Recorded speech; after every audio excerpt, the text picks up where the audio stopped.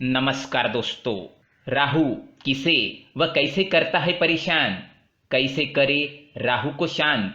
आइए जानते हैं राहु से संबंधित कुछ उपाय। आइए जानते हैं अशुभ राहु को कैसे पहचाने और उसे कैसे सुधारे।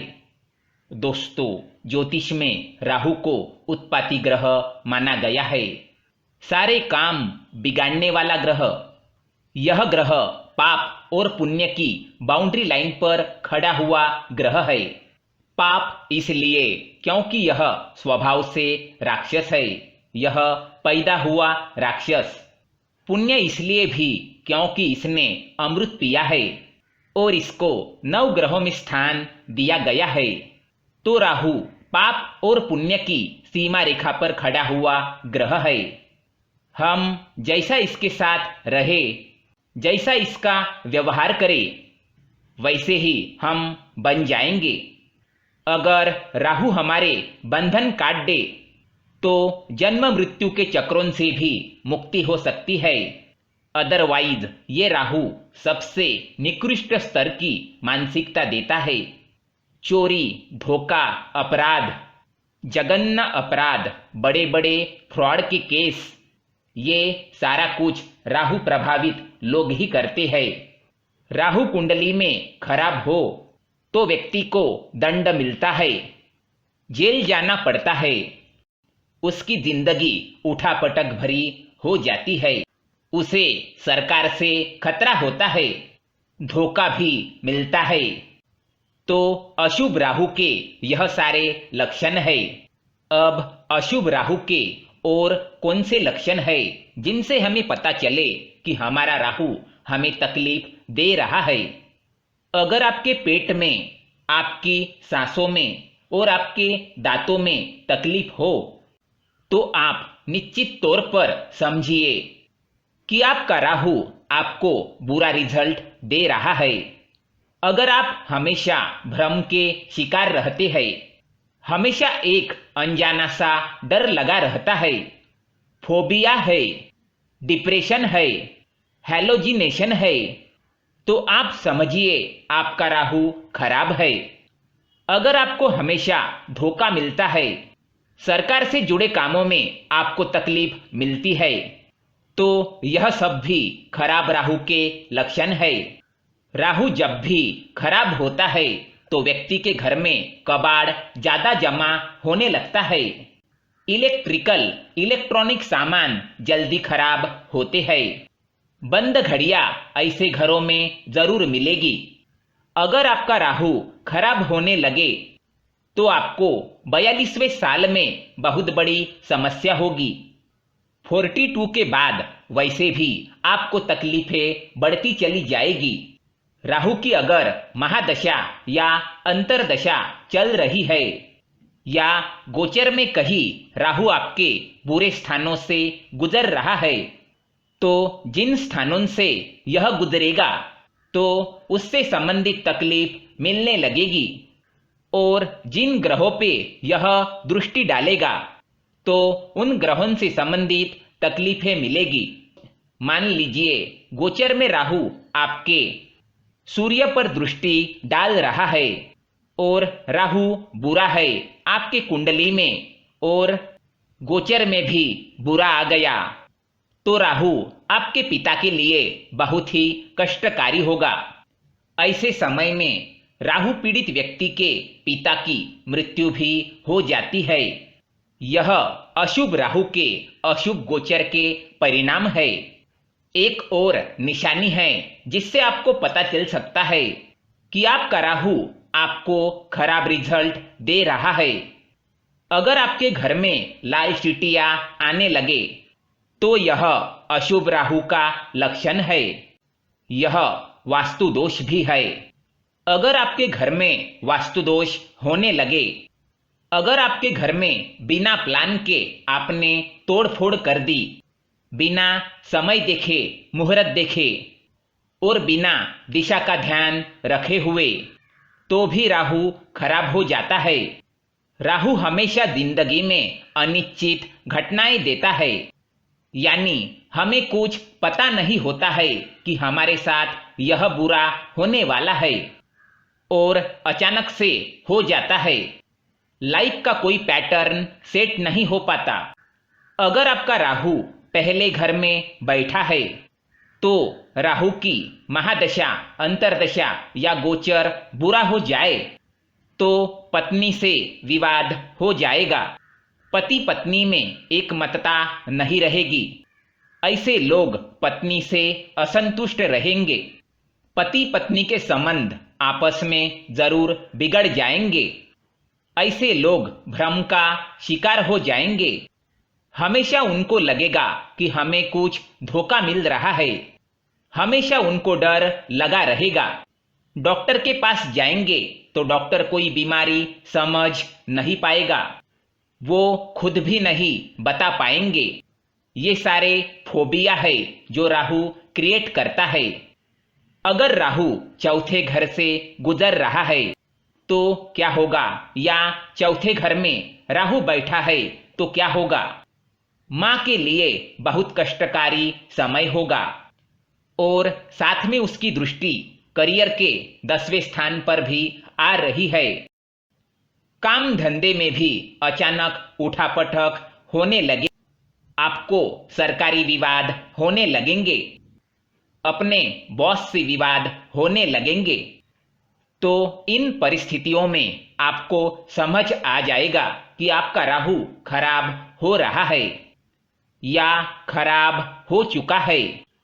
अगर आपका राहु खराब हो गया हो तो आप क्या उपाय कर सकते हैं जिससे आपका राहु शांत हो जाए या आपको अच्छा रिजल्ट देने लगे? ज्योतिष में कौन से उपाय बताए गए हैं और उपायों से जरूर फायदा होता है। बिल्कुल न सोचिए कि उपाय करने का कोई फायदा नहीं है। महर्षि पराशर ने अगर किसी चैप्टर में यह लिखा कि यह ग्रह खराब होने से यह बुरा रिजल्ट देगा, तो उन्होंने अगले चैप्टर में यह भी लिखा है कि यह उपाय करने से वह बुरा रिजल्ट खत्म हो जाएगा। राहु के लिए सबसे अच्छे उपायों में से कौन से उपाय है? राहु का एक बहुत बढ़िया उपाय है। अपने घर में, जैसे मैंने कहा, कभी गंदगी ना रखे। कोई बंद इलेक्ट्रिकल सामान ना रखे, बंद घड़ी ना रखे और अपने घर की साफ सफाई का ध्यान रखे, स्पेशली टॉयलेट की और साउथ वेस्ट डायरेक्शन की। अपने घर में समुद्री नमक से पोछा जरूर लगाए।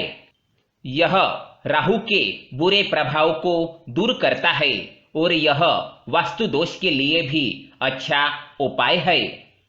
अपने घर के बाथरूम में एक बाल्टी पानी में थोड़ा सा समुद्री नमक डाले और उसमें अपने पैर रखे और कुछ देर पैर रखने के बाद वह पानी फेंक दे और उस बाल्टी को अच्छे से साफ कर ले। इससे आपके शरीर से नकारात्मक ऊर्जा निकल जाएगी। राहु का प्रभाव आपके ऊपर से हट जाएगा। अब अगला उपाय, मोर का पंख अपने घर में जरूर रखे। मोर पंख क्यों? राहु को ज्योतिष में सांप कहा गया है। मोर क्या है? मोर सांप को खाता है। इसलिए जिस घर में मोर पंख रहता है वहां राहु नहीं आता है। उस घर में वास्तु दोष भी नहीं होता है। यह बहुत अच्छा उपाय है। भगवान श्री कृष्ण को भी मोर पंख पसंद है। जिस घर में मोर पंख रहता है वहां बुध भी अच्छा हो जाता है। स्वामी कार्तिकेय का वास होता है। भगवान नारायण भी प्रसन्न रहते हैं। इसलिए मोर पंख जरूर अपने घर में और अपने बिजनेस या ऑफिस के डेस्क पर जरूर रखें। अगला उपाय, आप एक छोटी ठोस चांदी की गोली अपने जेब में रख सकते हैं। यह राहु और बुध दोनों का भी अच्छा उपाय है। अपने घर में एक्वेरियम रखे। राहु मछली का कारक है, तो मछली की सेवा करने से राहु प्रसन्न रहता है। मछलियों को थोड़े दाने दे, एक्वेरियम रखे और उसकी साफ सफाई का जरूर ध्यान दे। आपका राहु जरूर अच्छा हो जाएगा। अगला उपाय, कुत्तों को भोजन दीजिए। काले कुत्ते को भोजन देने से, काली गाय की सेवा करने से राहु प्रसन्न हो जाता है। यह बहुत अच्छा उपाय है।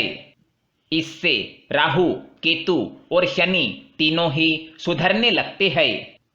काली गाय और काले कुत्ते की सेवा करने से मूली का दान करें। रात को कुछ मूलियां अपने सिरहाने रखे, सुबह उठकर दान कर दे। यह भी राहु का अच्छा उपाय है। कच्चा कोयला या एक नारियल शनिवार को शाम के समय अंधेरा जब हो रहा हो, उस समय बहते हुए पानी में बहा दे। यह राहु का अच्छा उपाय है। राहु किसी का बिगड़े तो उसे शराब और मांस खाना ही नहीं चाहिए। मांस और शराब के सेवन से राहु बिगड़ा चला जाता है। राहु के बीज मंत्र ओम राम राहवे नमः का आप जाप कर सकते हैं।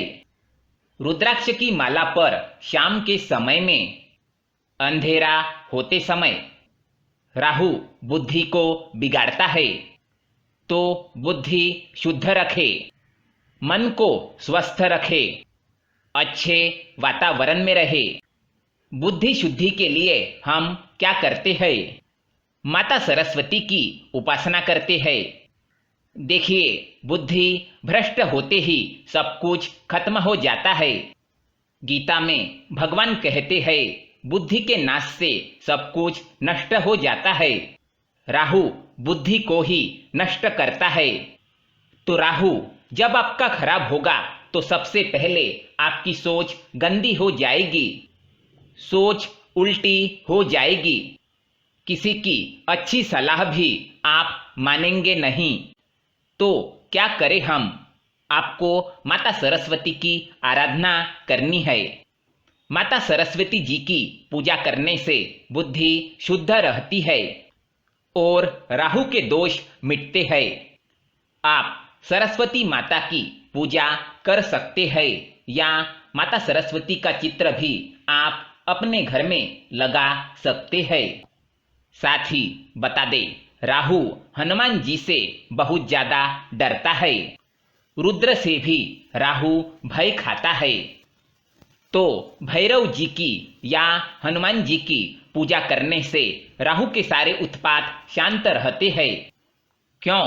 तो हम सभी ने बाल हनुमान जी की जो कथा सुनी है, जिसमें बाल हनुमान ने उछल के सूर्यमंडल में जाके सूर्य को अपने मुंह में रख लिया था।